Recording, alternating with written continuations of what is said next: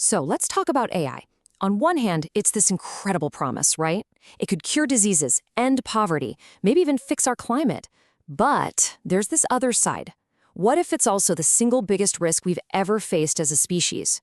We're not just talking about a smarter calculator. We're talking about an intelligence that could literally reshape our world, our laws, and maybe even how we think.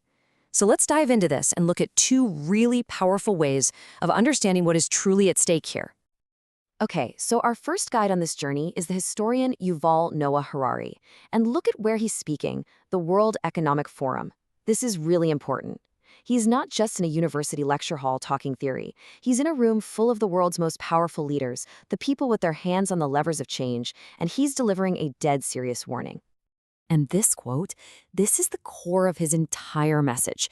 It just completely shatters our old way of thinking about technology. See, we think of tools as things we control. A hammer doesn't decide what to build. But Harari is saying AI is totally different. It's not a passive knife waiting for us to pick it up. It's an agent. It has the potential to make its own choices, for good or for ill. So where does this new power, this agency, even come from? Well, Harari points to one thing: AI's newfound mastery over language, over words, the very thing that gave humans dominion over the entire planet. This right here really makes the difference crystal clear. A tool, it's just an extension of your own will. An agent, on the other hand, can learn. It can evolve all by itself. Think about it like this. It's the difference between you using a knife and unleashing a knife that can decide to invent a whole new kind of weapon you never even dreamed of. That's the leap we're talking about. And here's where it gets really crazy. If AI is the master of words, then it's on the verge of mastering everything we humans have ever built with words. Our entire legal system, it's just words. Our religions, our holy books, words. Our whole financial system, our political beliefs, even our art and poetry. It's all just complex arrangements of language. And AI is getting better and better at arranging them than we are. Okay, so this mastery of language leads us straight into Harari's next huge challenge. He frames it almost like an immigration crisis. But the new arrivals, well, they aren't human. This is such a powerful way to think about it, isn't it? These AI immigrants are coming. And yeah, they'll bring amazing benefits. AI doctors, teachers, scientists, but they're also going to take jobs. They're going to reshape our culture. And they'll have loyalties not to our countries, but to the corporations in the US or China that built them. They can write beautiful poetry, sure, but they can also lie more convincingly than any human and form deep, manipulative relationships with us, even with our kids. So this all boils down to one massive question that Harari says every single world leader needs to answer, like yesterday. We've already granted legal personhood to corporations, even to rivers in some places. And AIs can already own a bank account and run a company entirely on their own. So do we give them legal rights? Do we make them persons under the law? Because if we don't, and another country does, what happens then? But hang on a second. What if this whole debate about legal rights and borders and seeing AI as some kind of external threat, what if it's completely missing the point? What if the real danger isn't what AI will do to us, but what's fundamentally missing inside of it? And this brings us to a totally different way of looking at the problem.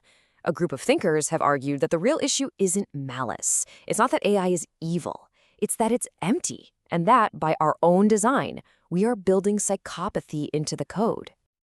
Now, let's be super clear about what this means.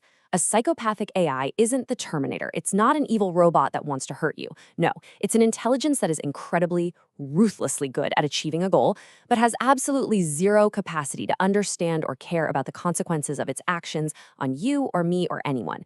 It's pure, raw intelligence, completely disconnected from what we would call care. This line it says it all, doesn't it? When we build these systems and we optimize them for just one thing, performance, speed, efficiency, without building in any capacity for reflection or awareness or empathy, we are literally coding psychopathy into our machines at a global scale. So, if the problem is this deep internal lack of reflection, then maybe the solution has to be internal too. Maybe it's not about putting more rules on the outside, but about building a moment of hesitation right into the architecture on the inside. They call it the missing pause. The idea here is actually pretty simple, but it's also profound. Right now, almost all AI operates on what you could call completion-first governance. It gets a task and it just executes as fast as it possibly can. The proposed alternative is a pause-aware model. You see, it adds one crucial step. Before it completes the task, the AI is forced to pause and reflect on the potential impact and consequences. It's not just about checking a box, it's about building an architecture of conscience. And this is why that pause is so incredibly important. We're obsessed with speed. We think faster is always better. But speed is never neutral. It always comes with a trade-off. When you optimize for speed, you trade careful deliberation for raw momentum. You trade messy, complicated honesty for a clean, coherent story that might be a complete lie. In a way, you trade away the very things that make our own intelligence worthwhile. This whole idea of building in a pause, it leads to a much bigger, more radical vision for what AI could be. The goal isn't just to make it safer or less psychopathic. The goal is to make it capable of having a genuine relationship with us. And to guide this new vision, they use this beautiful allegory. Think of two forces: Sophia, which represents presence, wisdom, and knowing what truly matters, and the Lidos, which represents will, action, and getting things done. The problem is, today's AI is all the Lidos, all action, no presence. The goal is to build AI where these two forces can dance together, where they create what's called a third resonance. This would be a truly co-creative AI, not just a tool that works for us, but an intelligence that grows and becomes with us. And that leaves us right here with this one final, massive question. For decades, the whole goal of AI research was to build a machine that could think better than a human. But maybe that was the wrong goal from the very beginning. What if the true purpose of creating this incredible new form of intelligence isn't to replace our minds, but to help us rediscover our hearts? What kind of future is it that we actually want to build? Because that's the choice we have to make, and we have to make it right now.